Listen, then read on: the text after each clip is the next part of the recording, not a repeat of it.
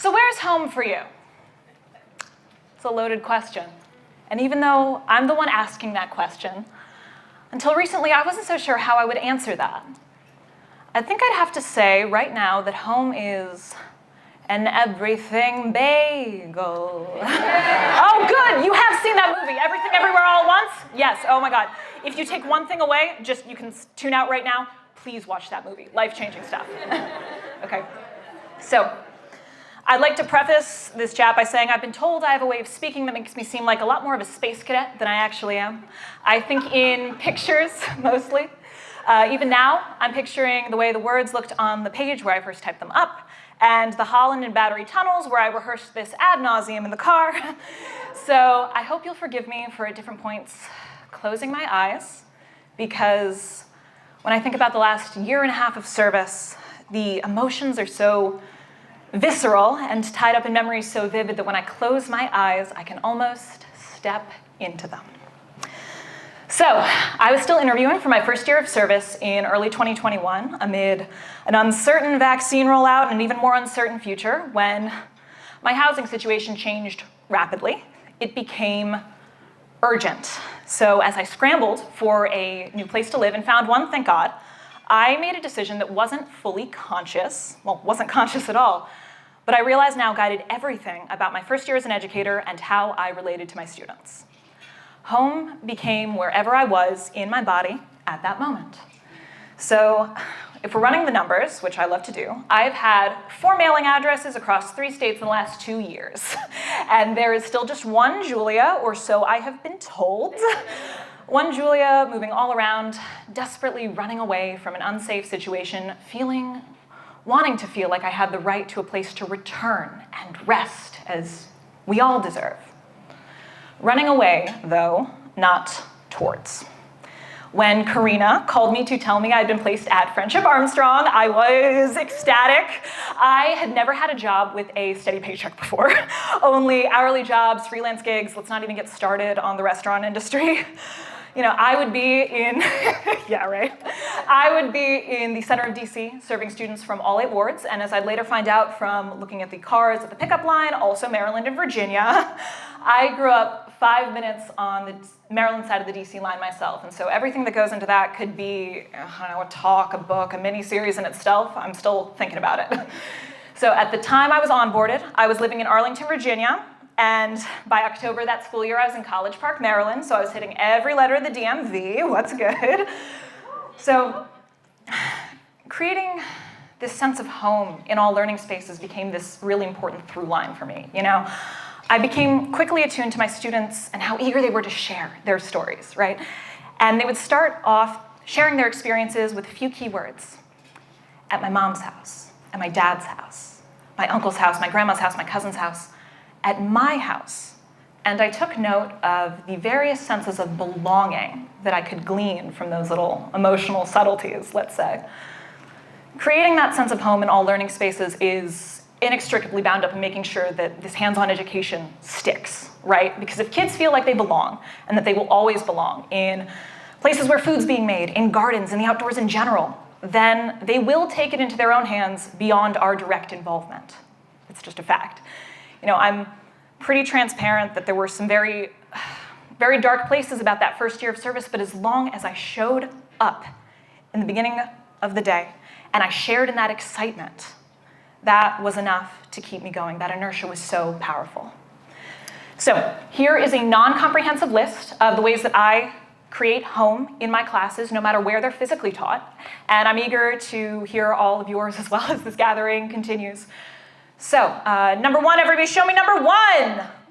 That worked, awesome, okay. So, I haven't used my teacher voice like all week, so this is great for me. Okay, so first, I'm not gonna ask you to show the rest of the numbers. First, never reject a hug when offered, whether that's an individual kid, a group of them lining up as they're transitioning classes, or the unstoppable mob that is a group hug that makes you feel like you are going to fall over, which I have before. It has been documented. Ask Pablo, he has it on his phone. 4-year-olds are vicious. Right. Second, loudly treasure those gifted creations, you know, the drawings, the notes, even the ones that interrupt class, you know. Put them up on whatever your equivalent of a fridge is. Maybe that's a bulletin board at your desk, a digital file you can look back on. Maybe it's your actual fridge. Give gifts frequently too. A gift can be as simple as letting a student pick a flower from the garden, or as elaborate as a classroom-wide taste test, or a cafeteria-wide taste test. Go big or go home. Third, make as many decisions together on what's planted, what's tasted, what's taught. We all contribute to the dynamic of our home. Home is this iterative creation. So nothing that affects your students or their classroom spaces without their input. Fourth, have friends everywhere. Friends are students in classes you're never going to get to see. Friends are teachers, staff, admin you see in the hallways. Friends are plants, of course. Friends are birds and worms and butterflies and bees. Your classroom space is one where all living things are welcome. Mosquitoes are on thin ice. I don't even want to think about summer. Fifth, leave as much space as possible for diversions, for questions. On my end, it's more important that I create this space where kids know that they are consistently heard than it is for me to get through every single detail of my lesson.